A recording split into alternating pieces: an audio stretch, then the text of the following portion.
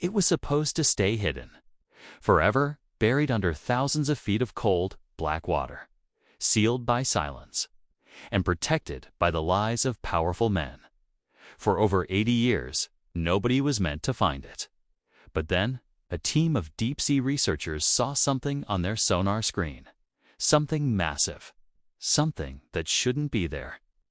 And the moment they pulled up the first image, one of them quietly said, "This changes everything." What they found at the bottom of that ocean was not just a shipwreck. It was a secret. The kind that governments bury. The kind that never comes back up. Until now, welcome to Deep Wave Discovery, the channel that goes deeper than the headlines, deeper than the history books, and yes, much, much deeper than the ocean itself. Now, before we begin, a little request from this channel to you. You know how your grandfather used to say, "Son, if something is worth seeing, it's worth remembering." Well, that subscribe button right there, that's your memory. One press, that's all. Don't let this channel slip away like a ship in the night. Hit subscribe, because what's coming on this channel will be the kind of stories you'll want to tell your grandchildren about. And while you're at it, drop a comment right now and tell us, where in the world are you watching this from? Are you watching from the United States, the United Kingdom, Pakistan, India, Australia, somewhere cold or somewhere warm? Let us know down below, because this community comes from every corner of this earth, and every single one of you matters here now. Let's go back. Back to the war, back to the ocean, back to the secret that changed everything. The year was 2022. A small but highly experienced research team was operating somewhere in the deep waters of the Pacific Ocean. They were not treasure hunters. They were not filmmakers looking for drama. They were scientists, serious, methodical, and careful people who had spent their entire careers studying the ocean floor. Their mission that day was routine. At least, that is what they believed. They were mapping an underwater region that had largely been ignored by the scientific community for decades. The equipment they used was advanced, deep-sea sonar technology capable of detecting objects thousands of meters below the surface. The kind of technology that turns the invisible into the visible. For hours, the screens showed nothing unusual. Sand, rock, silence.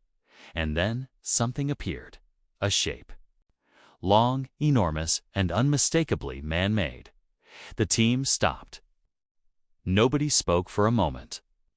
What they were looking at was the outline of a ship, and not just any ship. The scale of it, the sheer, overwhelming size, told them immediately that this was a vessel from another era. A vessel built for war. They ran the measurements again. Then again, the numbers did not change. What lay beneath them was one of the largest sunken warships ever recorded in that region. And according to every official map, every naval record, and every historical database they had access to, it did not exist. There was no record of a ship this size being lost in these waters.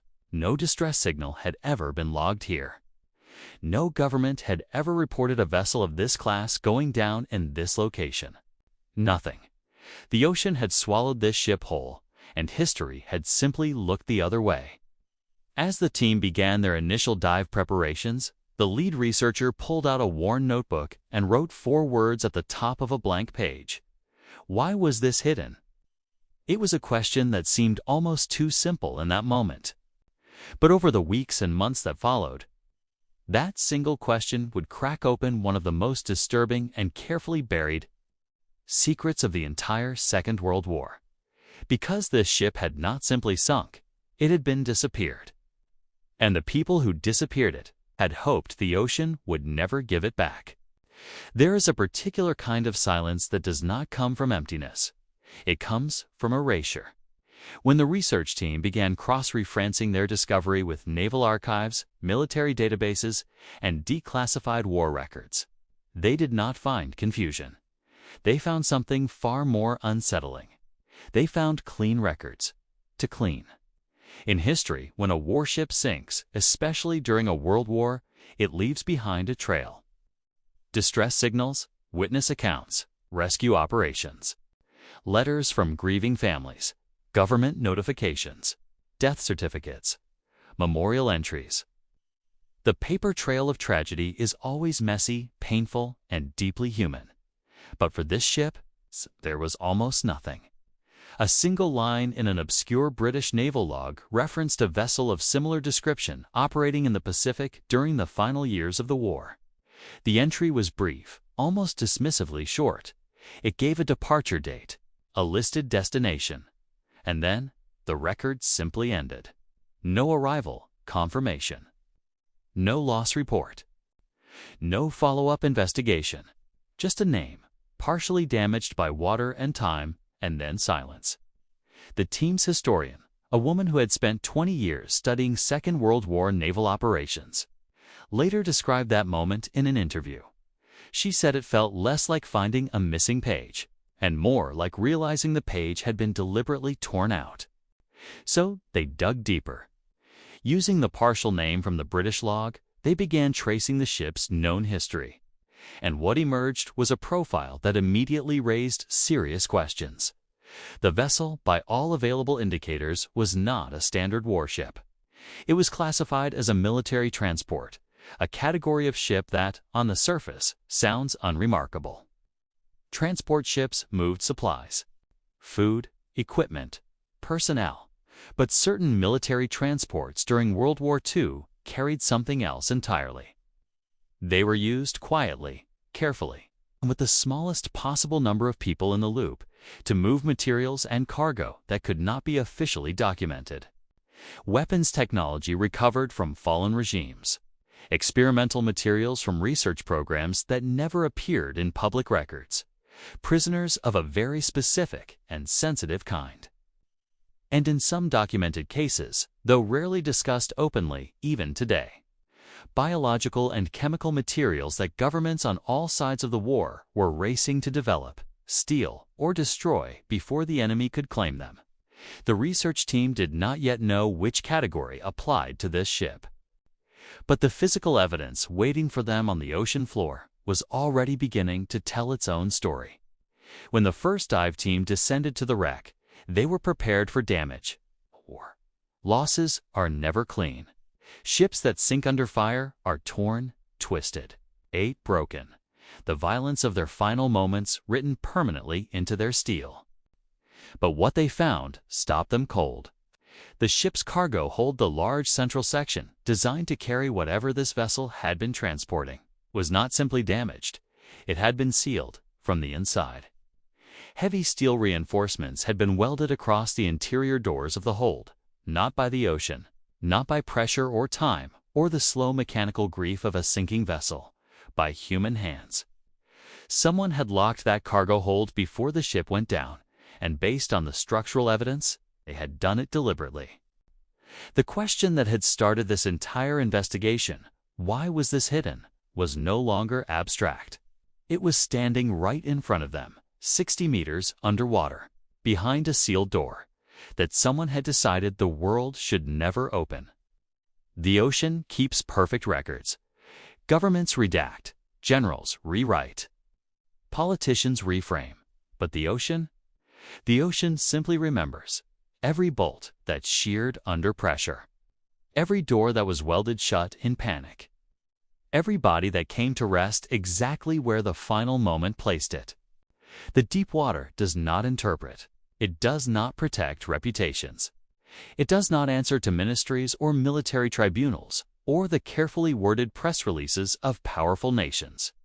It only preserves. What it had preserved here for over 80 years was the most honest account of this ship's final hours that would ever exist. Far more honest than anything written in any archive above the surface. The team knew this, and so they descended again. This time, they were not looking for the ship. They were listening to it. The structural damage pattern was the first thing that spoke. In naval forensics, a discipline that studies how ships fail and why. The way a vessel breaks apart tells investigators almost everything about the nature of its sinking. A ship struck by enemy torpedo fire shows a very specific signature. The entry point of the explosion leaves a particular kind of outward bloom in the steel, a violent, almost flowering pattern of metal torn from the outside inward. It is unmistakable to a trained eye. A ship that strikes a mine tells a different story. The damage is typically concentrated beneath the waterline, low on the hull, asymmetrical and sudden. A ship that suffers an internal explosion, one that originates from within the vessel itself, tells yet another story entirely. The damage pattern on this wreck was internal. The force that had ultimately broken this ship had come from inside the hull, not from enemy fire, not from a mine, from within. The team's structural engineer documented over 40 separate fracture points across the ship's midsection, every single one of them consistent with a catastrophic internal detonation. The kind of explosion that does not happen by accident. The kind that requires planning, placement, and the cold, deliberate decision to ensure that whatever was inside this ship never be recovered. Someone had destroyed this vessel from the inside, and they had done it on purpose. But it was not the steel that told the most devastating part of the story. It was the people, or rather, what remained of them. Deep inside the wreck, beyond corridors collapsed by decades of pressure and time, the dive team discovered a section of the ship that had remained remarkably intact. A lower crew compartment protected from the worst of the blast by the layers of the ship above it, and inside that compartment were the remains of crew members who had never made it out. This in itself is not unusual for a wartime wreck. Many ships went down with men still aboard. It is one of the most somber realities of naval warfare. But what disturbed the team was not the presence of the remains. It was their position. Naval researchers and forensic anthropologists who later studied the documented evidence noted something deeply troubling. The positioning of the remains was not consistent with men caught suddenly by an explosion or a rapid sinking. They were not thrown, not scattered, not posed in the chaotic geometry of men overwhelmed by disaster. They were grouped, clustered together in the corner of the compartment in a way that suggested they had gathered there before the ship went down, as if they had been placed there or locked there, and had known with the specific and terrible clarity of men who understand they are not going to survive exactly what was about to happen. The lead forensic analyst on the project, in a later written report that has since circulated quietly among maritime historians, used a single phrase to describe her conclusion. She wrote, "These men did not die in battle. They were silenced." 3 recovered dog tags, partially legible, pointed to crew members from 3 different nationalities. Not unusual for a wartime transport vessel, but cross-referencing those identities against casualty records produced a result that made the team's historians sit down and stare at the wall for a very long time. Every single one of those men had already been officially declared dead, months before this ship ever sank. Their deaths had been logged, their families notified, their service records closed, long before they ever stepped aboard a ship that, according to those same records, they were never on.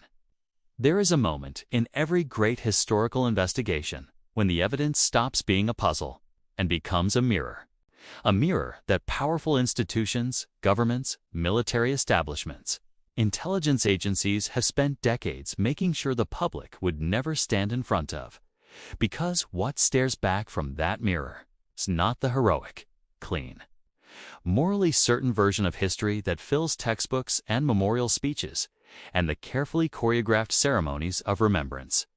What stares back is the truth. Raw, uncomfortable, and absolutely undeniably real. The team that found this wreck had started their journey as scientists. By the time they surfaced for the last time, they had become something else entirely. Witnesses, the findings were compiled over 18 months.